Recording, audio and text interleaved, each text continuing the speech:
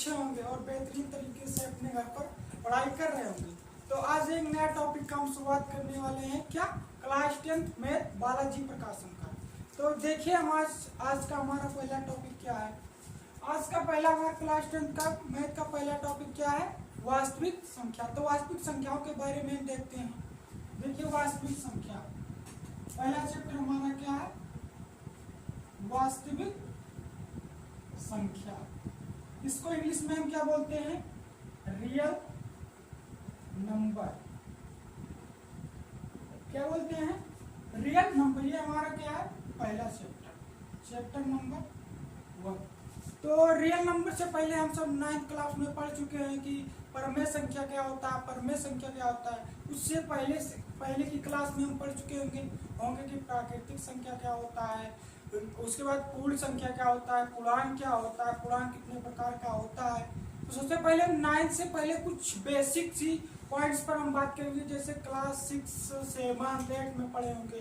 तो उसको हम देख लेते हैं, छोटा सा टॉपिक है, उसको हम देख लेते हैं। तो पहला संख्या हमारा क्या है, प्राकृतिक संख्या। क्या है, प्राकृतिक संख्या, जिसे इंग्लिश में हम क्या बोलते हैं, नेचुरल नंबर। अभी प्राकृतिक संख्या एक्चुअल में होता क्या है।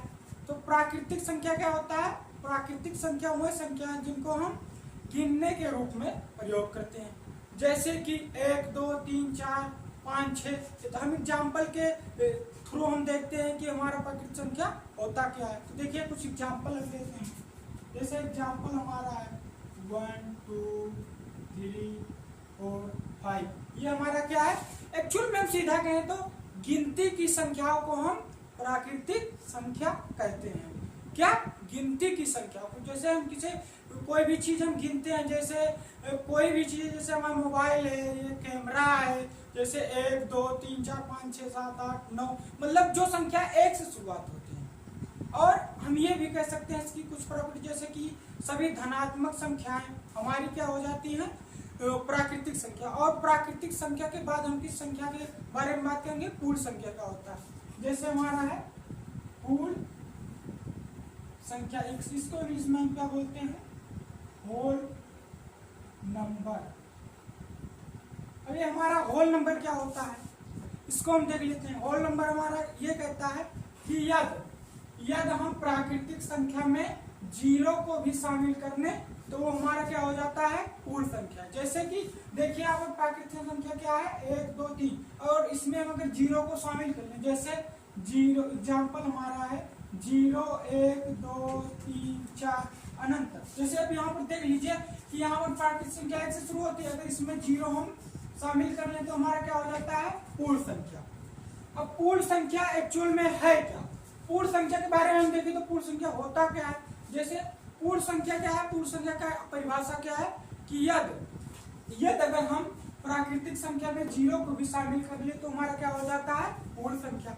अब पूर्ण संख्या एक्चुअल में हम अगर इसके हिसाब से बताएं तो क्या होता है कि जो सभी पूर्ण संख्याएं होती है वो प्राकृतिक संख्या होती हैं।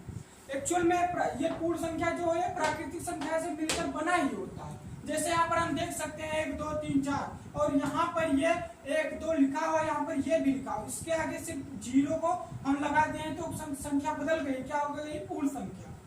तो सभी जो पूर्ण संख्याएं होती हैं वो प्राकृतिक संख्या होती हैं, लेकिन सभी पूर्ण संख्याएं प्राकृतिक संख्या नहीं होती। जैसे यहाँ पर देख सकते हैं कि यहाँ पर 1, 2, 3, 4 0 से स्टार्ट हुआ, लेकिन यहाँ पर 0 नहीं शामिल है।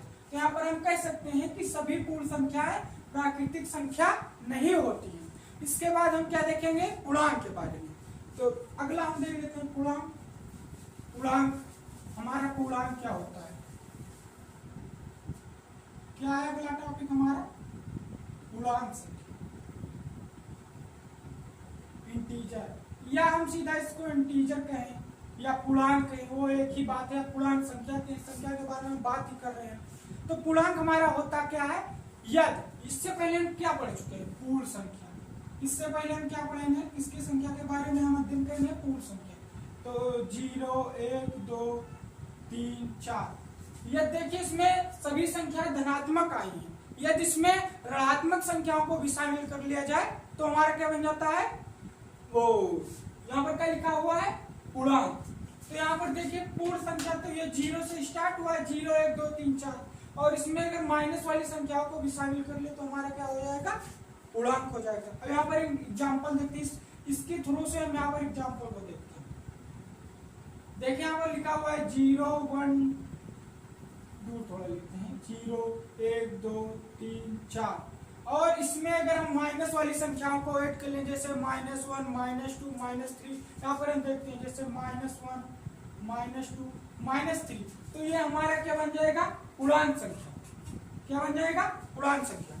तो पूर्णांक संख्या एक्चुअल में इसका परिभाषा हम देखें तो क्या होगा, यदि अगर हम पूर्ण संख्या में माइनस वाली संख्याओं को शामिल कर ले तो ये हमारा क्या बन जाएगा, पूर्णांक। क्या बन जाएगा, पूर्णांक। और इसके बाद में हम क्या अध्ययन करेंगे, 9th में। अब ये तो हमारा 6 से 8 तक बेसिक हुआ। उसके बाद जब हम 9th में आए तो बहुत सारी संख्याओं से परिचित हुए, जैसे कि परमेय संख्या, इरेशनल नंबर जिसको हम बोलते हैं, इरेशनल नंबर और परमेय संख्या। तो इसके बाद हम क्या पढ़ेंगे, परमेय संख्या, जो 9th में है उससे परिचित होंगे। जब आप 6 से 8 तक पढ़े होंगे तो पूर्ण संख्या, तो उसके बाद पूर्णांक क्या होता है, प्राकृतिक संख्या क्या, और उससे पहले 1 2 3 4 5 में आपको सिखाया गया होगा छोटी नंबरों के बारे में, जैसे 1 2 इंट्रोड्यूस हुए होंगे उससे, जैसे पहाड़ा। उसके बाद आप पढ़े होंगे कि ये सम संख्या क्या होता है, जो 2 से विभाजित हो जाता है। उसके बाद विषम संख्या, जो 2 से विभाजित नहीं होता है। इस बहुत सारी संख्याओं के बारे में पढ़े होंगे। उसके बाद आपने 6 से 8 तक पढ़ा कि प्राकृतिक संख्या क्या होता है, पूर्णांक क्या होता है, पूर्ण संख्या क्या होता है। उससे थोड़ी ऊपर हमारे 9th क्लास में पहुंचे तो क्या पढ़े, परमेय संख्या क्या होता है, परमेय संख्या। उसके बाद क्लास 10th में जब आए तो वास्तविक संख्याओं के बारे। लेकिन जैसे हम अगर वास्तविक संख्या के बारे में बता दे तुरंत तो आपको नहीं समझ में आएगा। क्यों नहीं समझ में आएगा, क्योंकि आपको बेसिक नहीं क्लियर है। जैसे परमेय संख्या क्या होता है, परमेय संख्या क्या होता है, नहीं समझ में आएगा। तो उससे पहले हमको, जैसे कोई भी चीज है उसको, जैसे घर है तो उसका शुरुआत करने के लिए हमको मिस्त्री को बुलाना पड़ता है, घर का बुनियाद वगैरह सब वगैरह करना पड़ता है। उसके बाद हम घर को एक बाकायदा बना सकते हैं। उससे पहले वही चीज, सेम चीज मैथ में भी लागू होता है। जैसे मैथ पढ़ना है, कोई भी चीज पढ़ना है क्लास 10th का, तो उससे पहले आपको 6 से 8 तक, उसके बाद 9 से 10 तक आपको बहुत बेसिक सी जानकारी का अध्ययन होना बहुत जरूरी है। अगर नहीं है तो आपको कोई भी टीचर समझा देगा कि वास्तविक संख्या क्या होता है, तुरंत आप उसको अगर बहुत अच्छे से बताए तो समझ जाएंगे। लेकिन बात अगर नहीं पता है कॉन्सेप्ट, तो आप उसमें भटकते रहेंगे कि क्या होता है एक्चुअल में। तो उससे पहले हम 9th के बारे में कुछ चीजों को 6 से 8 तक हम पढ़ चुके हैं, यहाँ पर बेसिक सारी खत्म हो गई। उसके बाद हम 9 से 10 के बारे में देखते हैं। हमारा 9th में हम सबसे पहले क्या पढ़े, परमेय संख्या क्या है, क्या परमेय संख्या। परमेय संख्या इसको इंग्लिश में क्या कहते हैं, रेशनल नंबर। अब ये परमेय संख्या होता क्या है, आप 6 और 8 तक पढ़े नहीं होंगे, लेकिन आप उसमें बहुत सारी दिक्कतों का सामना करेंगे अगर अच्छे टीचर नहीं मिलेंगे आपको। तो बताएं कि वह संख्या जो P बटा Q के रूप में लिखा जा सकते हैं, और Q का मान 0 ना, उसे परमेय संख्या कहते हैं। तो हम यही चीज यहाँ पर देखेंगे, परमेय संख्या क्या होता है, वह संख्या है। कौन सी, वह संख्या है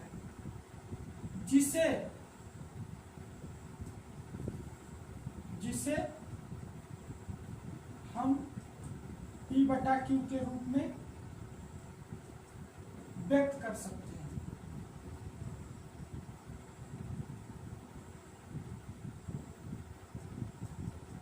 क्या कर सकते हैं, P बटा Q के रूप में लिख सकते। लेकिन कुछ कंडीशन है यहाँ पर, अगर कंडीशन को फॉलो नहीं करेगा तो परमेय संख्या नहीं होगा। जैसे हम यहाँ पर कुछ एग्जाम, इसके बारे में कुछ कंडीशन हम बता रहे हैं। यहाँ पर P और Q जो है वो परमेय संख्या हो जाएगा, लेकिन Q का मान 0 नहीं होना चाहिए। जैसे कि यहाँ पर 1 लिख दिया जाए, उसके बाद 0 लिख दिया जाए। इसके बारे में हम अभी बात करेंगे। थोड़े इसके हम बेसिक के बारे में बता दें कि परमेय संख्या Q का मान 0 ना हो, और P और Q जो है एक पूर्णांक होना चाहिए, एक पूर्णांक। अब पूर्णांक कोई भी हो सकता है, क्योंकि पूर्णांक 2 प्रकार का होता है, धन पूर्णांक और ऋण पूर्णांक। पूर्णांक किसी भी प्रकार का हो सकता है। यहाँ पर -1 कुछ भी लिखा हो परमेय संख्या होगा, लेकिन कब परमेय संख्या नहीं होगा, वो कब परमेय संख्या की कैटेगरी में आएगा। तो हम यहाँ पर देख रहे हैं कि जैसे यहाँ पर एग्जाम्पल हम इसका देखते हैं, जैसे 0 1 2। अब यहाँ पर 0 लिखा हुआ है, 0 जैसे कोई भी संख्या लिखा है, भिन्न के बारे में छोटी क्लासों में पढ़े होंगे।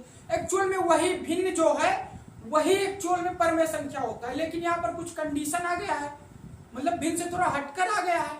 यहाँ पर कुछ कंडीशन आ गया है, उस कंडीशन को अगर फॉलो करें तो परमेय संख्या होगा, नहीं तो भिन्न तो है ही। अनुपात पढ़े होंगे आप छोटी क्लासों में 6 से 8 तक, वही चीज यहाँ पर फॉलो हुआ है।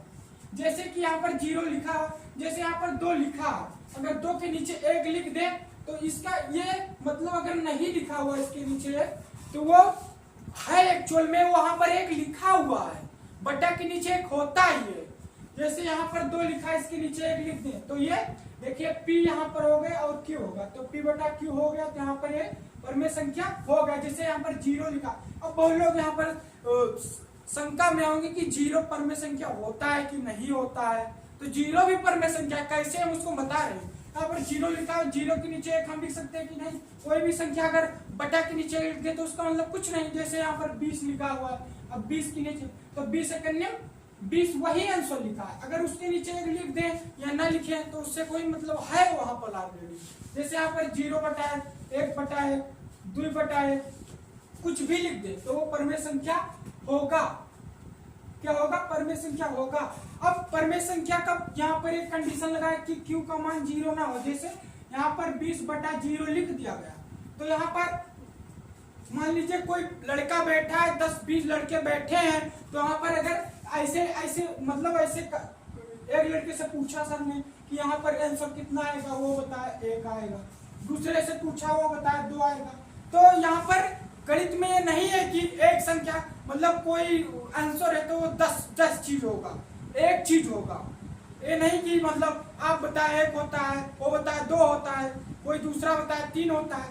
तो देखिए जब कोई भी संख्या लिखा है ऊपर अगर बटा के नीचे 0 आ जाएगा तो उसे मैथ में अनडिफाइंड कहा गया है। आप परिभाषित नहीं है, उसके बारे में परिभाषित नहीं कर सकते हैं। जैसे कि यहाँ पर कोई लड़का कहा 1 आया आंसर, अब किसी से पूछा 1 आया। जैसे हम कॉलेज में गए, वहां पर पूछे, जैसे 20 बटा 0 लिख दिया, वहां पर पूछे कि अच्छा ये बताओ 2 से कितना आंसर आया, वो बताया 1 आया, उसको मैं कॉपी पे से लिख लिया। उसके बाद दूसरे से पूछा, वो बताया 2 आया। अब ऐसे ऐसे तमाम लोगों से पूछा तो बहुत सारी संख्याओं के बारे में होता है कि ये आंसर होगा, ये होगा, लेकिन कोई निश्चित नहीं बताया कि मतलब जैसे यूनिक होना चाहिए। मानिए नहीं कि ये होता है, ये होता है। जैसे यहाँ पर 20 बटा 0 लिखा, हम इस संख्या को मतलब इरेज, मतलब समझ लीजिए इरेज कर चुके हैं। तो यहाँ पर कोई बता रहा है 1, तो ये क्या है? अगर किसी भी संख्या के नीचे 0 आ गया तो वो क्या हो जाएगा? अनडिफाइंड, जिसे हिंदी में क्या कहते हैं? अपरिभाषित। मतलब अब ये देखिए अगर किसी संख्या के नीचे अगर 0 आ गया तो वो क्या हो जाएगा? हमारा अपरिभाषित हो जाएगा। अगर ये कंडीशन फॉलो नहीं कर रहा है तो परमेय संख्या की कैटेगरी में नहीं आएगा।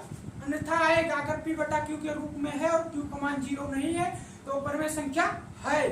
और P और Q जो है वो पूर्णांक होना चाहिए, नहीं कि एक